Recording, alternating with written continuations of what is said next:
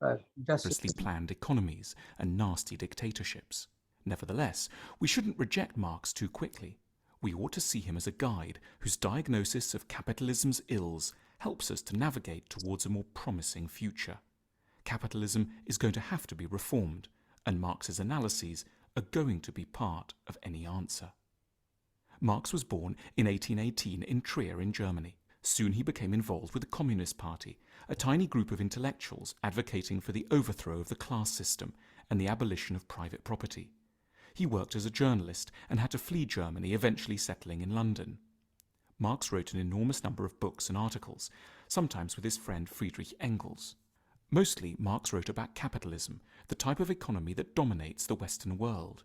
It was, in his day, still getting going, and Marx was one of its most intelligent and perceptive critics. These were some of the problems he identified with it. Modern work is alienated. One of Marx's greatest insights is that work can be one of the sources of our greatest joys. But in order to be fulfilled at work, Marx wrote that workers need to see themselves in the objects they have created. Think of the person who built this chair. It's straightforward, strong, honest, and elegant. It's an example of how, at its best, labour offers us a chance to externalise what's good inside us. But this is increasingly rare in the modern world. Part of the problem is that modern work is incredibly specialised. Specialised jobs make the modern economy highly efficient, but they also mean that it's seldom possible for any one worker to derive a sense of the genuine contribution they might be making to the real needs of humanity. Marx argued that modern work leads to alienation, Entfremdung. In other words, a feeling of disconnection between what you do all day and who you feel you really are and what you think you'd ideally be able to contribute to existence. Modern work is insecure. Capitalism makes the human being utterly expendable, just one factor among others in the forces of production, and one that can ruthlessly be let go the minute that costs rise or savings can be made through technology. And yet, as Marx knew deep inside each of us, we don't want to be arbitrarily let go. We're terrified of being abandoned. Communism isn't just an economic theory. Understood emotionally, it expresses a deep-seated longing that we always have a place in the world's heart, that we will not. Okay, give me 1 second. This is perhaps the most obvious point that Marx had. In particular, he believes that capitalists shrink the wages for labourers as much as possible in order to skim off a wide profit margin. He called this primitive accumulation, ursprüngliche Akkumulation, whereas capitalists see profit as a reward for ingenuity and talent. Marx was far more grounded. Profit is simply what the freedom and hard work is all workforce. However much one questions about the fundamental, Marx insists that it's traders, capitalism will overwork the one class for doing something and then selling it to somebody else at a much higher price. Profit is the fancy term for exploitation. Capitalism is very unstable. Marx proposed that capitalist systems are characterized by a series of prices. Okay, give me 1 second. I'm going to bring that video is long video.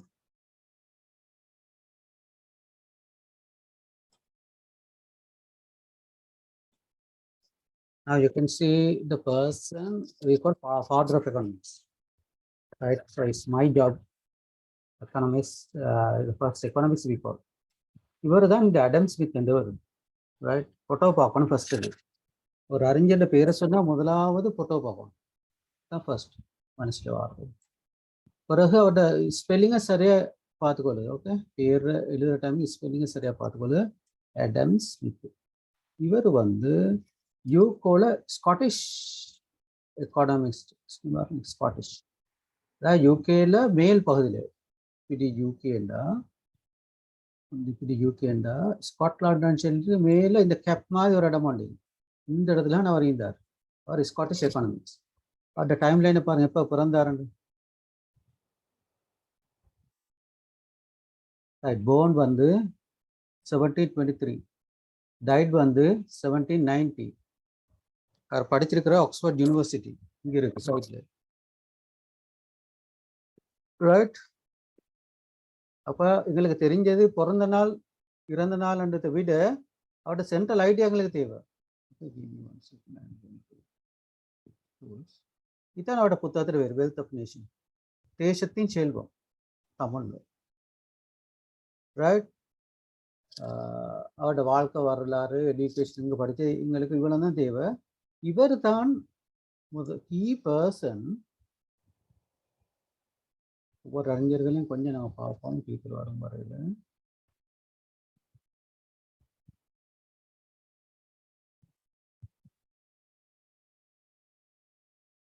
இவர் தான் key person. இந்த பாருங்க, classical economics and பிரிட்டிஷ்காரன் இந்த classical economics, இந்த free market economics and இந்த classical economics, notable ideas, எல்லா இடத்துலையும் Wikipedia பண்ண நோட்டபிள் ஐடியாஸ்னு வரும், ரைட். இந்த தியரி, இந்த அப்சல்யூட் அட்வான்டேஜ் இந்த தியரி அவர் தான் முன் வச்சார். இந்த அப்சல்யூட் அட்வான்டேஜ், அதே நேரம் பொருள் வேறாக்கம், டிவிஷன் ஆஃப் லேபர், இது அவர் தான் முன் வச்சார். இந்த பாருங்க, இது அவரோட ஐடியா. அப்போ அடம் ஸ்மித்ன்னு சொன்னால் அந்த ஃபோட்டோவை பார்த்து அவங்களுக்கு விளங்கணும். இந்த முகம் ஃபர்ஸ்ட்டுக்கு தெரிய வர்றது, என்னோட முகம் உங்களுக்கு தெரியும் ஸ்க்ரீனில். இவருக்கு பெரிய ஒரு செல்வாக்கைக்கு இவர் மாடர்ன் எக்கானமிக்ஸ்.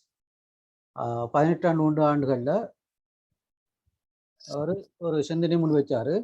அவர் 67 வயசுல வாழ்ந்து இறந்திருக்கிறாரு. உலகத்தை பெரிய ஒரு தாக்கத்தை ஏற்படுத்தி ஒரு ஆள், ரைட். அப்போ இவர் எடின்பரோ நார்த் ஸ்காட்லாண்டில் பிறந்திருக்கிறார். இந்த புத்தகம் very important, wealth of nation. இவர் தான் ஃப்ரீ மார்க்கெட் எக்கானமிக்ஸை உலகத்துக்கு அறிமுகப்படுத்தி ஒரு சிந்தனையாளர், ரைட். என்ன free market economics? What to produce, how to produce, for whom to produce, எதை உற்பத்தி செய்வது, எவ்வாறு உற்பத்தி செய்வது, யாருக்கு உற்பத்தி செய்வது என்பதை விலை பொறிமுறையின் ஊடாக, அதாவது பணத்தை மையமாக வச்சு முடிவெடுக்கிற ஒரு சிந்தனையை முன் வச்ச ஒரு ஆள். இந்த ஐடியாஸ் தான் இவருக்கு வெரி இம்பார்ட்டன்ட். நோட்டபிள் ஐடியாஸ் இருக்கு, இந்த ஐடியாஸில் எழுதிக்கொள்ளணும். ஓகே, இதில் மிக முக்கியமானது தான் இந்த டிவிஷன் ஆஃப் லேபரும் இந்த அப்சல்யூட் அட்வான்டேஜ், சர்வதேச பொருளாதாரத்தோடு தொடர்பான அப்சல்யூட் அட்வான்டேஜும் ஃப்ரீ மார்க்கெட் எக்கானமி. லோ காலேஜில் ஒட்டி கேள்வி ஒன்று வந்து லெய்சபிய ஃப்ரீ மார்க்கெட் எக்கானமியோட லெய்சபிய பொருளாதார கொள்கை, சுதந்திர பொருளாதார கொள்கை, இந்த இன்விசிபிள் ஹேண்ட். இந்த பாருங்க, இதெல்லாம் notable idea. Classical economics, free market, liberalism, open எக்கானமியை பேசிக்கிறாரு, டிவிஷன் ஆஃப் லேபரை பேசிக்கிறாரு, அப்சல்யூட் அட்வான்டேஜ் பேசிக்கிறாரு, இன்விசிபிள் ஹேண்டை பேசிக்கிறாரு. அப்போ இது எக்கானமிக்ஸோட தொடர்பான விஷயம். ஆனால் எக்கானமிக்ஸுக்கு ஒரு தனி இடம் வண்டிக்கு பப்ளிக் எக்ஸாம்ல, ரைட். அப்போ இவரை பற்றி எடுத்து வெளிக்கொள்ளும். இவர் ஸ்காட்டிஷ் எக்கானமிக்ஸ், யூகேல பிறந்த எக்கானமிக்ஸ். இவர் தான் முதலாக எக்கானமிக்ஸ்க்கு புக் எழுதினார். அந்த புத்தகத்துல பேரு வெல்த் ஆஃப் நேஷன். இருக்கு பாருங்க, வெல்த் ஆஃப் நேஷன் இருக்கு. இவரோட ஒரு ஐடியா தான் நீங்க நோன் ஆஸ், பாருங்க, நோன் ஆஸ் மெர்கன்டிலிசம், வணிகவாதம், முதலாளித்துவவாதம், காலனித்துவவாதம், இந்த சிந்தனைகளை முன் வச்சவர். அதாவது பிரிட்டிஷ்காரன் ஸ்ரீலங்காவுக்கு வார்த்தை காரணம் அது ரெண்டாவது பக்கம். அவன் மிலிட்ரி எடுத்துக்கொண்டு, ஆர்ட்லரி எடுத்துக்கொண்டு கப்பல்ல இருந்து நாடுகளை பிடிக்க வர்றது ரெண்டாவது உண்டு. அதுதான் உங்களுக்கு தெரியும். இவர் தான் அதை டிசைன் பண்றது. உங்களுக்கு தெரியும், வீடு உண்டு, பில்டிங் உண்டு, ஏறமுன்னா ஒரு ஆர்கிடெக்சர் உண்டு. பில்டிங் உண்டு, மேலே நிலத்துக்கு மேலே வாரத்துக்கு முன்னாலும் ஒரு ஆர்கிடெக்சர் உண்டு. அவரோட ஆர்கிடெக்சர் வேறு எந்த, அவர் தான் டிசைன் பண்றவர். இவர் தான் காலனித்துவம் ஊடுருவாக மற்ற நாடுகளை பிடித்தாவது தன்னை தாய் நாட்டை முன்னேற்றுங்கள் என்ற சிந்தனை முன் வச்சுறார். அந்த சிந்தனை தான் இது மெர்கன்டிலிசம். இதான் அந்த சிந்தனை. இது அந்த சிந்தனை தான் இது. இதுக்கு பிறகுதான் காலனித்துவவாதம் நடக்குது ஐரோப்பால. எனவே இவ்வளவு போதும். இவரை பத்தி பேசிய டைமுக்கு இந்த புத்தகத்தை பத்தி பேசிக்கொள்ளுது. அப்போ டைம் எப்படி என்றால், இந்த புத்தகம் மெலின் எப்படின்னு கேட்டால், அப்போ எங்களுக்கு இப்போ ஷார்ட் மெசேஜ் ஒன்று தேவை. ஜிகேக்கு முழுக்க அவரை பற்றி படிக்குது இல்லை. இந்த வெல்த் ஆஃப் நேஷன் நான் எழுதுறேன்னா, wealth of nation within bracket, இது எப்போ பப்ளிஷ் ஆனா 1778, ரைட், பை Adams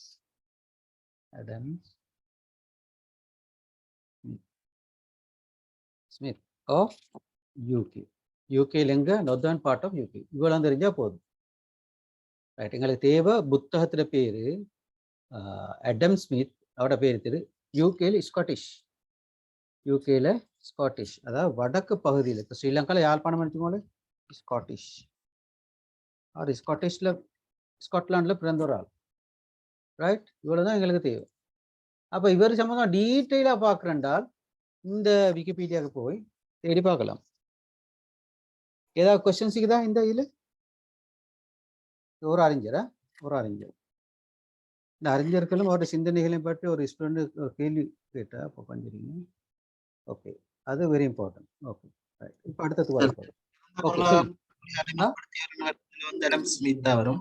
யாரு சிறந்த பொருளாதார கொள்கையை அறிமுகப்படுத்தி? இவர் தான் மாஸ்டர், ஹெட் மாஸ்டர். அதாவது இந்த போய் என்று ஸ்டேஜ் வர முன்னால பேபி என்று ஸ்டேஜுக்கு, அது மாதிரி அந்த திறந்த பொருளாதாரம் பின் துண்டுக்கு முன் துண்டு இந்த துண்டு தான் ஆரம்பிக்கு. இது பேபி லெவல், பேபி போன் அடிக்கடி இந்த துண்டுலையும் தான் இவர் தான் நாள். இவர் தான் இதுக்கு தமிழ்ல சொல்லு வணிகவாதம். இந்த டிவிஷன் ஆஃப் லேபர் அன்னைக்கு தானே, உதாரணத்துக்கு எக்கனாமிக்ஸ் டீச்சர் எக்கனாமிக்ஸை படிப்பிக்கிறாரு, மேத்ஸ் டீச்சர் மேத்ஸை படிப்பிக்கிறாரு, சயின்ஸ் டீச்சர் சயின்ஸை படிப்பிக்கிறாரு. அந்தந்த ஆக்கள் அவங்களோட டாஸ்கை பிரித்து படிப்பிக்கிறார். ஒரே ஆள் எல்லாத்தையும் படிப்பிக்க மேலும். அப்போ இவர் டிவிஷன் ஆஃப் லேபரை சொல்றாரு. ஒரு ஒரு குண்டூசி தயாரிக்கிற கம்பெனியை வச்சு விளம்பரப்படுத்துறாரு. டிவிஷன் ஆஃப் லேபர் இதையும் அவர் தான் அறிமுகப்படுத்துறாரு. இந்த இது வந்து நாட்டோட தேசிய உற்பத்தி கூட்டுமன்னு சொல்றாரு. அப்ப இந்த ஃப்ரீ மார்க்கெட் எக்கானமி இது வெரி இம்பார்ட்டன்ட். நீங்க கேட்ட கேள்விக்கு பதில், இந்த ஃப்ரீ மார்க்கெட் பின் துண்டு அந்த விளக்கம் வருது. முன் துண்டு இந்த துண்டு இங்கிட்டு வரும். மர்கன்டிலிசம், கப்பல் எல்லாமேக்கு, கடல் எல்லாமேக்கு இது பெரிய. அதாவது இதுதான் பிரிட்டிஷ்காரன் ஒவ்வொரு நாட்டுக்கு போக வச்ச சிந்தனை. உதாரணத்துக்கு அனுரகுமார் திசானுக்கு பேண்ட் கத்துவானே பார்லிமெண்ட்டுக்கு வந்த கெட்டிக்காரன். டேட்டா பேஸ் அவன் தான் இந்த ஸ்ரீலங்காவில் பெரிய டேட்டா பேஸ். எத்தனை வருஷத்து செய்தியும் அப்படி கொட்டுவான். அவன் பின்னுண்டு யாரு? ரோஹண விஜய் ஆரம்பம். அவர் தான் அந்த கம்யூனிஸ்ட் சிந்தனை ஸ்ரீலங்கா கொண்டு வரார். அதுல வளர்க்கப்பட்ட சிஷ்யர்கள் தான் இப்பிக்கியாக்கள். அப்ப எது பின்துண்டு, எது எங்கிருந்து ஆரம்பிக்கு, இதெல்லாம் விளங்குறது தான் படிக்கிறது. எனவே இவர் தான் நான் இந்த உலகத்துல ஃப்ரீ மார்க்கெட் முதலாளித்துவ சிந்தனையை கொண்டவர். இப்ப அனுரகுமார திசானுக்கு அவங்களுக்கு தெரியும், ஜேபி லீடர், இப்பத்துல லீடர் கருத்தா உருவாக்கினவர். இப்ப நான் காட்ட போறேன். இங்க பாருங்க, ஃபாதர் ஆஃப் எக்கனாமிக்ஸ் வருது. இந்த பாருங்க, ஃபாதர் ஆஃப் கேபிட்டலிசம். இவரை தான் நான் ஃபாதர் ஆஃப் எக்கனாமிக்ஸ். இது கொஞ்சம் டீட்டெயிலாக போனால் அங்கே போனால் வாக்கு கேபிட்டலிசம். இங்கிட்ட பாரு, ஃபாதர் ஆஃப் கேபிட்டலிசம், முதலாளித்துவத்தின் தந்தை. இன்னொன்று காட்ட போறேன், கம்யூனிசத்தின் தந்தை, அப்படி விஞ்ஞானத்தின் தந்தை, மெடிக்கல் இண்டஸ்ட்ரியோட தந்தை. இப்போ ஒவ்வொரு தந்தையை நான் காட்ட போறேன். அப்ப இந்த கேபிட்டலிஸுக்கும் இந்த வேர்டுக்கும் இதுக்கும் என்ன தொடர்பு? இது பின்துண்டு, இங்கிருந்து ஆரம்பிக்கு வணிகவாதத்தின். இதுதான் வணிகவாதம், மர்கன்டிலிசம், வணிகவாதம். அதுக்கப்புறம் முதலாளித்துவம், கேபிட்டலிசம் வந்து முதலாளித்துவம். இன்னொரு ஃபாதர் ஆஃப் எக்கனாமிக்ஸ் போட்டிங்க, ஃபாதர் ஆஃப் எக்கனாமிக்ஸ் அப்படி வரையிலும், ஃபாதர் ஆஃப் கேபிட்டலிசம் அப்படி வரையிலும் இல்லையா. ஃப்ரீ மார்க்கெட்டின் தந்தை, சுதந்திர பொருளாதாரத்தின் தண்ணி வரும், இங்கேட்டையும் வரும், இப்படியும் வரையும். இது முக்கியமான ஒரு அழிவு. இது சம்பந்தமா தொடர்ச்சியாக நாங்கள் பார்த்தோம், எக்ஸாம் பேப்பர்ல கேள்வி வருது. ஓகே, இது சுதந்திர பொருளாதாரத்தின் தந்தை, இது அப்படியும் வருது. அப்போ நீங்க கேட்ட கேள்விக்கு பதில் இவர் தான் சுதந்திர பொருளாதாரத்தை உருவாக்கினார், அடம் Smith. Okay, Scottish economics. Scottish எங்க இருக்கு? யூகேல, இந்த ஏரியாவில், ஸ்ரீலங்காவில் யாழ்ப்பாணம் ஆகி இந்த துண்டுகள் இருக்கு. இந்த இடத்துல பிறந்து வளர்ந்தார். எடின்பரோ பல்கலைக்கழகம் மேலே இருக்கு. ரைட், ஃபுல் டீட்டெயில்ஸ் இங்கே பார்க்கலாம். ஓகே, இப்போ நான் இன்னொரு ஆளை காட்டுறேன் சார். Excuse me sir. சொல்லுங்க. ஃபாதர் ஆஃப் கேபிட்டலிசம் வந்து கார்ல் மார்க்ஸ் தானே? ஃபாதர் ஆஃப், அதான் இப்போ அவர் தான் காட்ட போறேன்னா, அவர் எதிர் ஃபாதர்ன்றது காட்ட போறேன். கேபிட்டலிசம் நீங்க ஒரு விஷயத்தை விளைவிக்கணும். இப்போ சிலாக்கள் ஒத்து போகாதே. உதாரணத்துக்கு எப்படி சொன்னா, இப்போ உங்களுக்கு அந்த கண்ட எக்ஸாம்பிள் காணாத எக்ஸாம்பிள் வாங்களே. இப்ப அனுரகுமார் திசாநாயக்காக்கு யூஎம்பிக்கான ஒத்து போகாதே.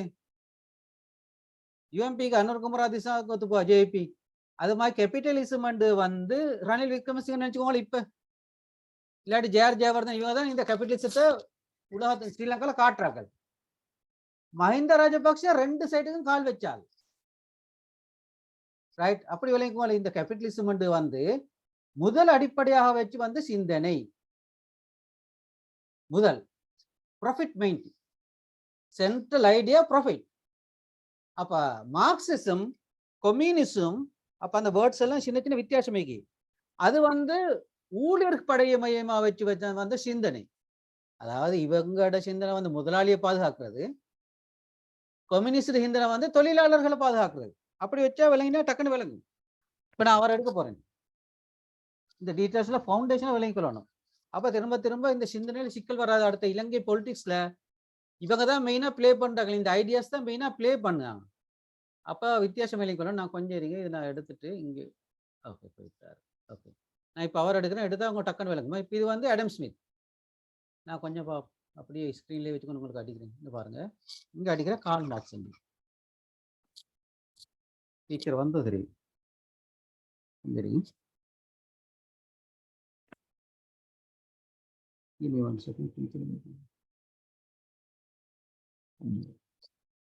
அப்படியே லைன் எழுதுவோம்.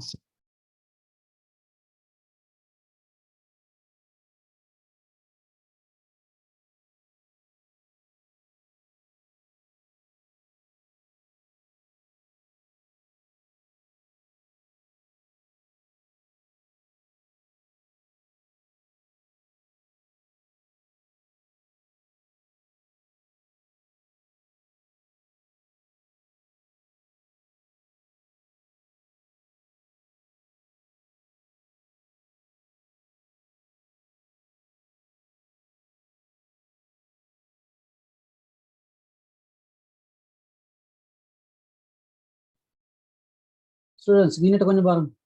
இந்த வேர்ட் எக்ஸாம் பேப்பர்ல வந்தீங்க. ஒரு எக்ஸாம் பேப்பர்ல லெய்சஃபி இந்த வசனம் வந்தீங்க. இப்போ நீங்க கேட்ட கேள்வி தானே அது. சுதந்திர பொருளாதாரம் அடம் ஸ்மித் லெய்சஃபி இந்த வேர்ட் வந்தீங்க. அப்ப அதுக்கு கரெக்டா இவர் தான் ஆள். Right. Father of modern economics இவர் தான் ஆள். அடம் ஸ்மித் தான், அவர் தான் ஃபாதர் ஆஃப் மாடர்ன் எக்கானமிக்ஸ். அப்ப இந்த வேர்டோட லோ காலேஜ் கேள்வி ஜிகே கேள்வி வந்து இதுலயும் கேள்வி வந்து ஓப்பன் யூனிவர்சிட்டிலையும் பாஸ் பேப்பர்ல கேள்வி வந்து. ஓகே, டீச்சர் வந்திருக்கிறா. நான் கொஞ்சம் யூஸ் பண்ணேன். கொஞ்சம்